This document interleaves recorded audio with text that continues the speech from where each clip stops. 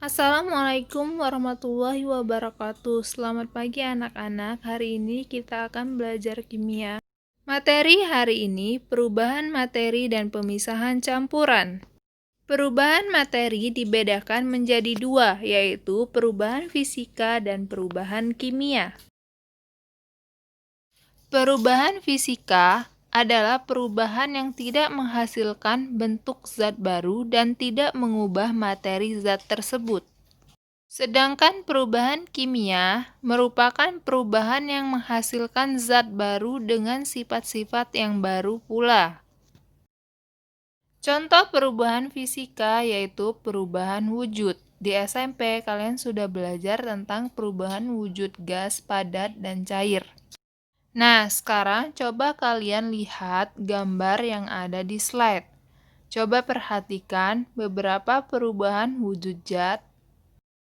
Beberapa contoh perubahan wujud zat seperti membeku, contohnya air menjadi es, mencair, es menjadi air. Menggembun, contohnya tetes embun. Menguap, contohnya air mendidih. Mengkristal, contohnya asap knalpot menjadi debu padatan. Menyublin, contohnya kapur barus menjadi gas. Contoh selanjutnya dalam perubahan fisika yaitu pelarutan. Pernahkah kalian melarutkan garam ke dalam air? Nah, proses ini disebut dengan proses pelarutan. Pada saat zat melarut, partikel-partikelnya menyebar sehingga tidak tampak lagi. Namun, zat itu tidak berubah menjadi zat yang lain. Jika larutan diuapkan, zat pelarut partikel akan terpisah. Jika tadi kita telah membahas perubahan fisika, nah selanjutnya kita bahas tentang perubahan kimia. Salah satu contoh perubahan kimia adalah perubahan warna. Misalnya, warna merah kalian campur dengan warna putih, berubah menjadi warna merah muda. Selanjutnya ada perubahan suhu, contohnya air yang mendidih. Bentukan endapan, contohnya endapan dari hasil buatan warna menggunakan daun pandan. Pembentukan zat terjadi akibat terjadinya reaksi zat kimia.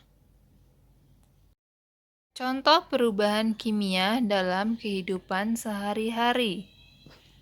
Pada kehidupan sehari-hari, tentu kita sudah tidak asing pada proses pembakaran. Proses pembakaran ini merupakan reaksi cepat dari bahan bakar dengan oksigen. Contoh selanjutnya, korosi. Korosi merupakan reaksi antara logam dan zat-zat di sekitarnya, misalnya air dan udara. Selanjutnya, kita belajar tentang unsur, senyawa, dan campuran. Unsur adalah zat yang tidak dapat diuraikan menjadi zat yang lebih sederhana secara kimia bebas. Contohnya, karbon dan natrium. Unsur dibedakan menjadi dua, yaitu unsur logam dan unsur non-logam. Selanjutnya, senyawa. Senyawa merupakan zat tunggal yang terdiri dari dua buah atau lebih unsur. Contohnya NaCl atau sering kita sebut dengan garam. NaCl terdiri dari dua unsur, yaitu unsur natrium dan unsur klorida.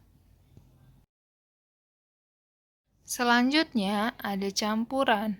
Campuran merupakan gabungan dari beberapa komponen.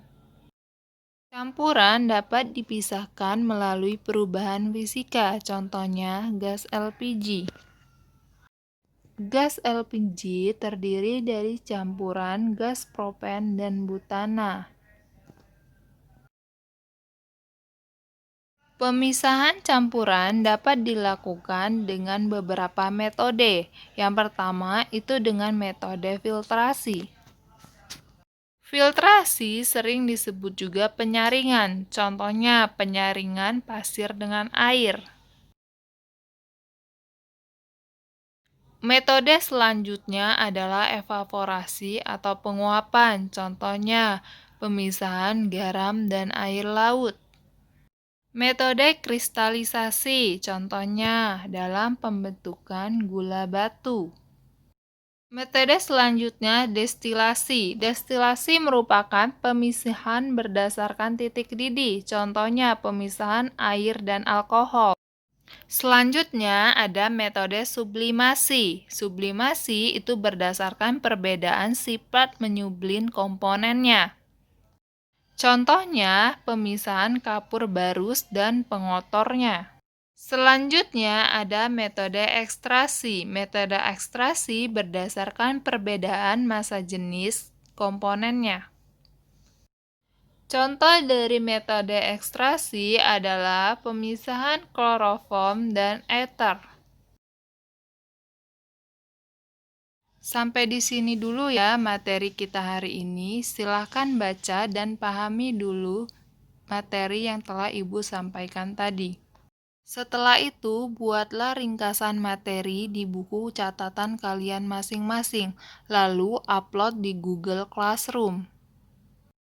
Sekian materi hari ini, silahkan lanjutkan tugas yang telah Ibu berikan tadi.